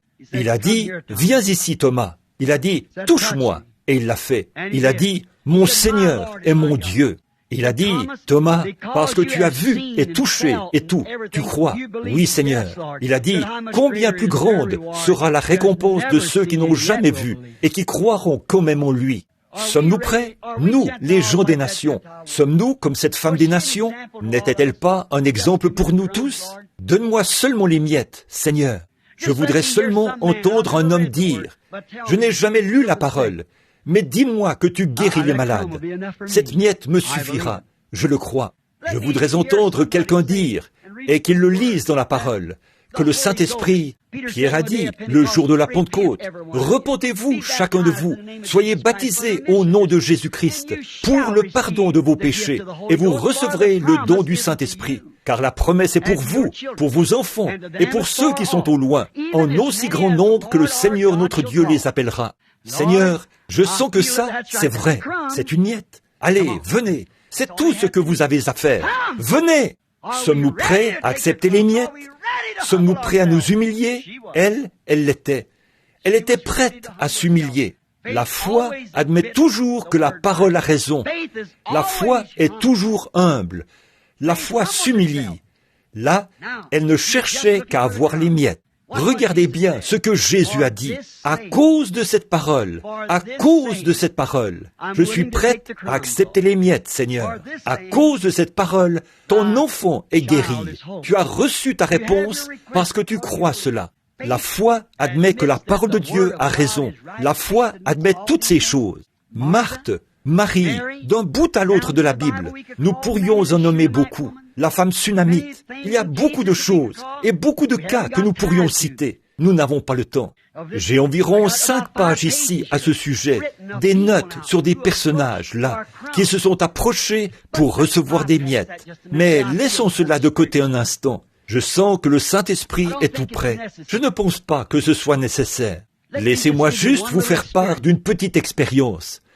Les hommes d'affaires ont écrit le petit texte là, le petit article il n'y a pas longtemps dans leur magazine. Et souvenez-vous que lorsque vous faites imprimer quelque chose, vous avez intérêt à avoir des preuves à l'appui. Nous l'avons, une déclaration écrite du médecin. J'ai remarqué qu'à l'église ce soir, il y a beaucoup d'hispanophones. J'étais à Mexico et nous avions de glorieuses réunions. J'étais là depuis environ 3 soirs. Et il y avait un homme que j'appelle Mañana. Il devait passer me prendre à 18h et il ne venait me prendre que vers 21h. Et parce qu'il était si long, je l'appelais toujours demain. Voyez? Et quand nous sommes arrivés à cette grande arène où j'allais prêcher, ils ont dû me faire monter sur une échelle là-haut, puis me faire descendre à l'aide de cordes, en bas sur l'estrade. Le soir précédent, il y avait un homme mexicain qui était venu à la réunion. Il pleuvait. Le vieil homme est venu sur l'estrade. Il était aveugle. Et il est venu. J'ai regardé. Je portais de bonnes chaussures et un bon complet. Et le pauvre vieil homme, il était pieds nus. Son pantalon était en lambeaux. Je vais vous dire qui était mon interprète. Vous le connaissez, frère Espinosa, qui habite ici, à Sacramento, en Californie. Un frère pentecôtiste. C'est lui qui interprétait. En 2 soirs, nous avions eu environ, je pense, autour de 30 ou 40 000 convertis du catholicisme au christianisme et au Saint-Esprit. Et ce vieil homme aveugle a traversé l'estrade. Et si vous ne ressentez rien pour les gens pour lesquels vous priez, il est inutile de prier pour eux. Vous devez vous mettre à leur place. Et j'ai pensé, si mon vieux papa était vivant, il aurait à peu près l'âge de ce vieil homme. Et le voici. Il n'avait pas de chaussures. Et il ne portait pas de chemise. Il avait un vieux manteau usé, poussiéreux, un vieux chapeau à la main, cousu avec des cordes. Le vieil homme n'avait probablement jamais eu un seul vrai repas de sa vie. Et combien le sort avait été cruel envers lui. Le voici qui avance d'un pas mal assuré, complètement aveugle. Ses yeux étaient blancs. J'ai regardé le vieil homme. Et je l'ai simplement entouré de mes bras. Et frère Espinosa n'a pas interprété la prière. J'ai dit, Père Céleste, si je pouvais lui donner mes chaussures, je les enlèverais subtilement pour que personne ne les voie. Je lui donnerais mon manteau, je le laisserais partir avec cela. Mais il est beaucoup plus costaud que moi. Mais Dieu, aie pitié de lui, rends-lui la vue. Il a hurlé, Gloria a Dios! J'ai regardé autour de moi. Il voyait aussi bien que moi. Le soir suivant, il y avait une étagère ou un tas de vêtements qui s'étendaient sur une longueur égale à celle de ce bâtiment et qui était environ haut comme ça, qui ne contenait qu'un tas de vieux châles et de vieux vêtements usés. L'économie du Mexique est déséquilibrée. Pedro gagne peut-être, il est maçon, il gagne peut-être 16 pesos par jour, mais il lui faudra 4 jours de travail pour pouvoir acheter une paire de chaussures. Mais il devra mettre de côté une partie de son salaire, plusieurs pesos, pour se payer un cierge qui brûlera pour ses péchés sur un autel d'or d'1 million de dollars. Voilà ce qui me met hors de moi. De voir ces gens précieux, ils arrivent là à 9h du matin, pas de siège pour s'asseoir. Ils s'appuyaient les uns contre les autres, comme des brebis dans un pâturage. Et il pleuvait. De voir ces femmes debout, l'eau qui coulait sur leurs cheveux, complètement trempés, attendre toute la journée, sous le soleil brûlant ou sous la pluie, rien que pour entendre la parole de Dieu. Oh, que feront-elles quand Phénix se lèvera avec elles, au jour du jugement, là où il y a de belles églises partout, et vous n'arrivez même pas à rassembler les gens là. Elle s'est tenue là, ou lui plutôt, ayant recouvré la vue. Quand je suis arrivé ce soir-là, il pleuvait très fort. Frère Jack Moore, beaucoup d'entre vous le connaissent. Frère Espinosa et plusieurs des frères étaient sur l'estrade. Et Billy, mon fils, d'habitude, il distribue des cartes de prière. Et il ne pouvait pas parler en espagnol à ces gens. Alors, il a dû laisser Mañana le faire. Mais il allait s'assurer que Mañana ne vendait pas de cartes de prière. C'est ça qu'on doit surveiller, vous savez, que personne ne vende de cartes de prière. Alors, il l'a surveillé, et ils sont allés pour s'assurer qu'il ne faisait que tendre les cartes de prière à un tel, et ainsi de suite. Alors, il a dit, il est venu me voir. Je me suis mis à prêcher. Il y avait un gros tas de ses vêtements empilés là. Comment ont-ils pu savoir à qui appartenait quoi? Je ne sais pas. Alors, je venais de commencer à parler, et Billy m'a tapé sur l'épaule. Il a dit, « Papa, il va falloir que tu fasses quelque chose à propos de cette petite femme là-bas. » Il a dit, « J'ai presque 300 huissiers, et il n'arrive même pas à la retenir. » Une toute petite femme hispanophone, à peu près grande comme ça, une jolie petite femme. Elle avait un bébé mort dans les mains, sous une couverture. Et il a dit, « Mañana a distribué toutes les cartes de prière. » Et il a dit, elle n'a pas de carte de prière. Et là, il y a la ligne de prière pour les gens là-bas. Elles sont restées debout durant les 2 dernières heures, en attendant que tu arrives. Il a dit, elle veut amener ce bébé mort ici, et nous n'arrivons pas à la retenir. Oh, eh bien, elle arrivait à passer par-dessus ces huissiers, à filer entre leurs jambes et tout. Elle a persisté. Elle voulait y parvenir. Elle avait vu cet aveugle être guéri le soir d'avant. Elle a persisté. J'ai dit, frère Moore, elle ne sait pas qui je suis, elle ne sait pas qui est qui. Va simplement là-bas et prie pour le bébé, ça va régler le problème. Il a dit, d'accord frère Branham. Donc Billy l'a pris par le bras, comme si c'était moi, et ils ont traversé l'estrade. Je me suis retourné, j'ai dit, je suis très heureux d'être ici ce soir. Et les réunions ne sont pas quelque chose de nouveau pour vous qui êtes ici à Phoenix. Là, devant moi, j'ai vu un petit bébé mexicain, sans dents, qui riait, dans une vision, juste là. J'ai dit, attends une minute, frère Espinosa, va au, qu'est-ce qu'il y a? J'ai dit, va au micro. J'ai dit, dis-lui de venir ici. Il a dit, papa, Billy a dit, tu ne peux pas la faire passer avant tous ces gens qui ont ces cartes de prière? J'ai dit, amène-la ici, je viens de voir une vision. Alors, il l'a appelée. Et ils sont revenus. La voilà qui arrive, avec une couverture dans les mains, comme ceci. Et un petit bébé s'y trouvait. Il était mort depuis tôt ce matin-là. Il était mort de pneumonie. Un tout petit bout de chou, à peu près long comme ça. Et la voilà qui arrive. Les larmes coulaient sur ses joues.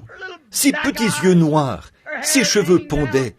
Une petite dame très charmante. Elle a couru vers l'estrade, s'est mise à genoux et s'est mise à pleurer. Padré, j'ai dit, levez-vous un instant. J'ai pensé, Seigneur, et si ce n'était pas ça, et si ce n'était pas ça, je ne sais pas. J'ai simplement vu un petit bébé mexicain, tout petit, sans dents, ses petites gencives. Il me souriait, il était juste là. Et elle pleurait.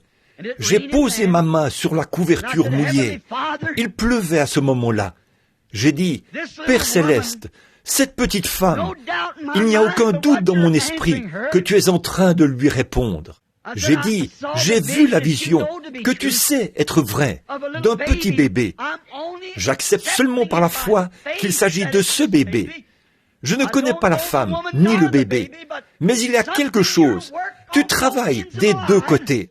Je lui ai imposé les mains, et à ce moment-là, il s'est mis à gigoter et à crier de toutes ses forces. La mère a retiré la couverture, et voilà, il était vivant dans ses bras.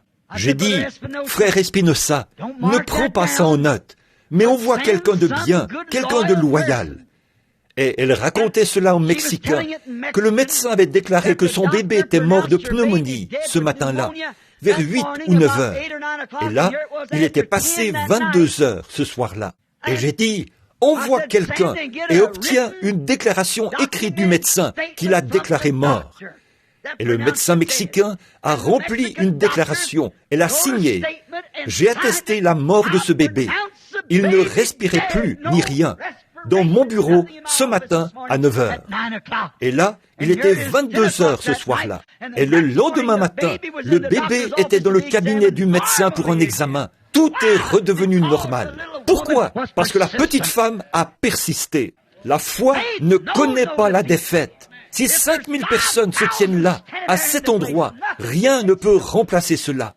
Son église pouvait la rejeter, Ses voisins pouvaient se moquer, mais un Dieu qui pouvait ouvrir les yeux d'un homme aveugle le soir d'avant pouvait ressusciter son bébé, parce qu'il est le même Dieu hier, aujourd'hui et éternellement. Et si ce groupe de gens ici, ce soir, des chercheurs de miettes, si c'est ce que vous êtes, le Dieu même qui vous a amené ici, qui a su vous conduire dans un endroit comme celui-ci, le Dieu qui vous a sauvé, le Dieu qui a su vous remplir du Saint-Esprit, ce même Dieu peut effacer toute trace de maladie, de chagrin, ou quelle que soit la chose que vous avez dans votre cœur ce soir, pourvu que vous le croyez. Persistez, persévérez, tendez maintenant la main et saisissez cette petite miette de foi. Dites, Seigneur, je te remercie pour cela. Me voici. Demain, le voisin dira, tu n'es pas guéri. Dites, oh, bien au contraire, je suis guéri, je suis guéri. Hier soir, j'ai trouvé une miette, là-bas, à l'église Foursquare. Quelque chose s'est ancré au-dedans de moi. Plus rien ne va m'arrêter. Je l'ai en ma possession. Courbons la tête un instant. Avez-vous besoin d'une miette ce soir? Pourriez-vous accepter la miette et persister avec cela? La petite miette de foi qui est venue à une petite femme grecque des nations. Elle n'avait jamais vu un miracle de sa vie, une païenne idolâtre. Mais elle avait entendu dire que cela avait été accompli pour quelqu'un d'autre. Elle ne l'avait jamais vu, mais elle l'a cru. Et malgré toutes les déceptions qu'elle a eues, elle s'est fondée sur quelque chose dans son cœur qui lui disait que son enfant pouvait être guéri. Vous savez, quand elle est rentrée chez elle, elle a trouvé sa fille couchée sur un lit. La maladie l'avait quittée. Ce n'était pas seulement pour elle, mais pour sa fille qui n'était pas présente. Avez-vous besoin d'une miette ce soir? Si oui, voulez-vous simplement lever la main? Dites, Seigneur, juste une miette. C'est tout ce que je demande. Ô Père céleste, regarde ces gens des nations qui cherchent des miettes. Les temps n'ont pas encore changé, Seigneur. Ils ont entendu dire que tu guéris les malades. Ils ont entendu dire que tu remplis du Saint-Esprit. Tu donnes du repos à ceux qui sont fatigués. Ô Dieu, permets que ceux qui sont là ce soir, qui crient comme cette précieuse petite dame d'il y a bien longtemps, Seigneur, c'est vrai, nous ne sommes pas dignes de recevoir des bénédictions comme ton peuple, Israël, mais nous cherchons seulement à avoir une miette qui tombe de la table du Maître. Et ce soir, nous avons présenté la glorieuse nourriture avec laquelle tu as nourri ton Église. Et ce soir, nous avons non seulement des miettes, mais nous sommes invités à la table. Nous n'avons pas vraiment besoin de prendre les miettes, mais nous sommes heureux de les obtenir. Mais nous sommes invités à la table ce soir. Jésus a dressé sa table pour nourrir tous les saints de Dieu. Il invite ses élus à venir et manger. Permets ce soir, Père, que le besoin de chacun soit comblé. Et pendant que nous avons la tête inclinée et notre cœur dans l'humilité devant Dieu, je me demande combien de personnes dans ce bâtiment, ce soir, ne sont pas sauvées. Si Jésus venait et que le monde arrivait à sa fin ce soir, et vous êtes prêts à prendre la petite miette de foi qui a été placée dans votre cœur et approcher de la table ce soir et présenter votre petite miette de foi devant Dieu. Si vous voulez le faire, voudriez-vous vous lever et venir ici et nous laisser prier pour vous ici, à l'autel? Voudriez-vous venir sans tarder? Alors, avancez. Que Dieu vous bénisse, mon frère. Quelqu'un d'autre voudrait-il venir? Que le Seigneur soit avec vous, ma sœur. Venez ici. Y aurait-il quelqu'un d'autre ici qui voudrait une miette, qui voudrait venir à la table du Seigneur? Dites, Seigneur, je ne suis pas digne de venir. Je suis un chien. Je ne suis pas digne. Pas plus que cette femme ne l'était, mais je viens seulement pour une miette. Voudriez-vous venir, amis pécheurs? Venez. Il se pourrait que ce soit votre dernière occasion. Voyez-vous ce que devient le monde aujourd'hui? Les gens ne veulent plus venir. Vous pouvez difficilement les persuader. On dirait que l'évangile s'en va dans les champs de mission.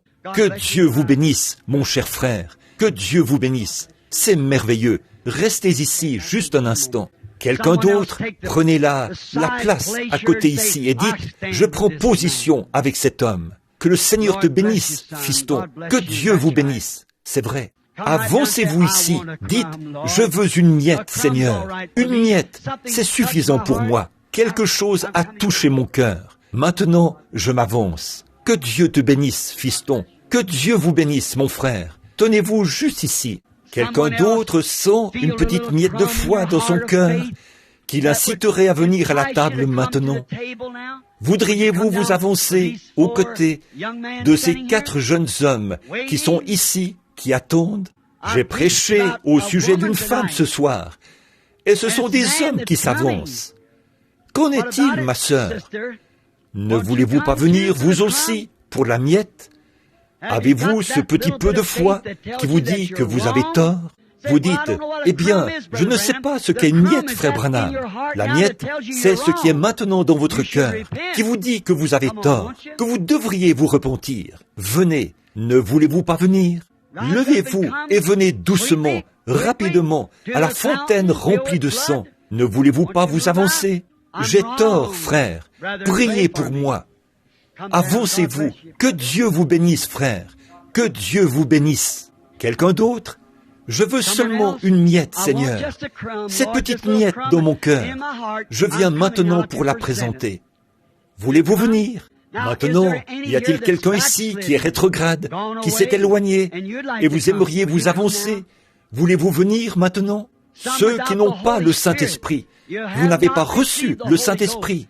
Oh, mon ami, si cette lumière a été rendue si réelle pour vous au dernier jour, ne voulez-vous pas venir vous placer ici aussi? Il se pourrait que ce soit le moment où ce grand désir dans votre cœur, quelque chose qui vous dit, je crois que le Seigneur va me donner le baptême de l'Esprit ce soir. Je veux m'avancer, me tenir là. Avancez-vous à l'autel. Le ferez-vous?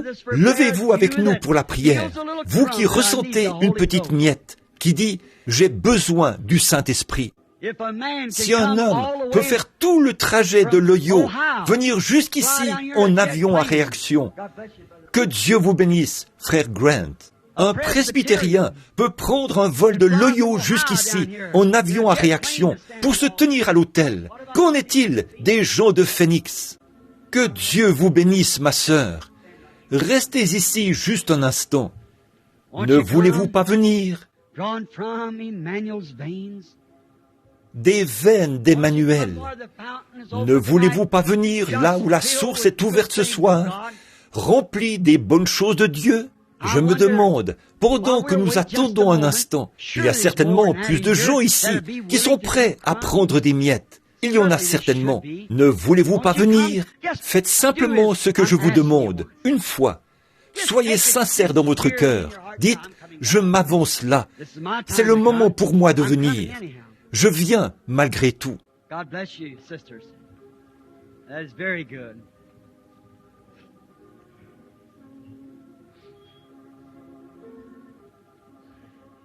Que Dieu vous bénisse, sœur.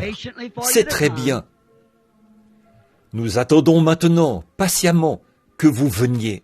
Courbons la tête maintenant, alors que nous attendons, et chantons ce cantique de l'Église. There is a fountain filled with blood drawn from Emmanuel. Ne voulez-vous pas venir maintenant? Ne voulez-vous pas prendre votre miette et venir?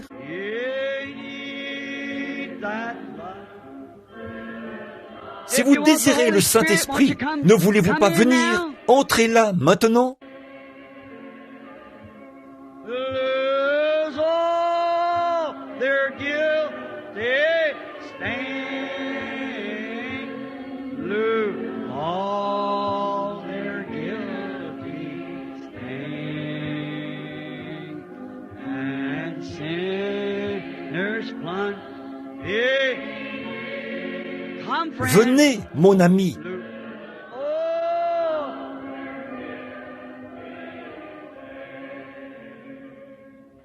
The dying thief, joy.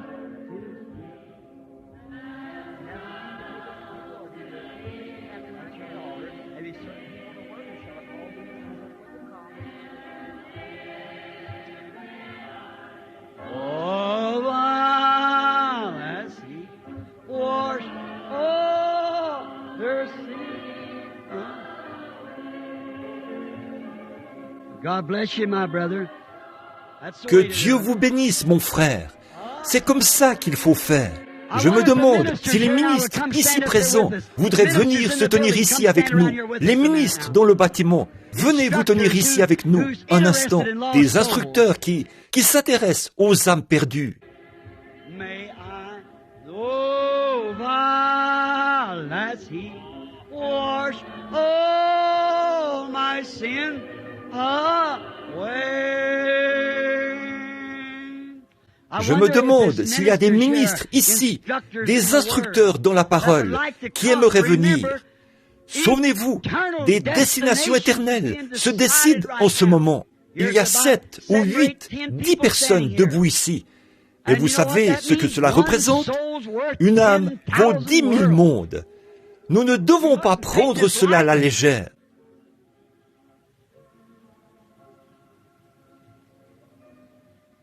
Maintenant, vous qui êtes malade et qui voulez qu'on prie la prière de la foi pour vous, voudriez-vous simplement vous lever là où vous êtes? Vous qui êtes malade et dans le besoin, c'est bien.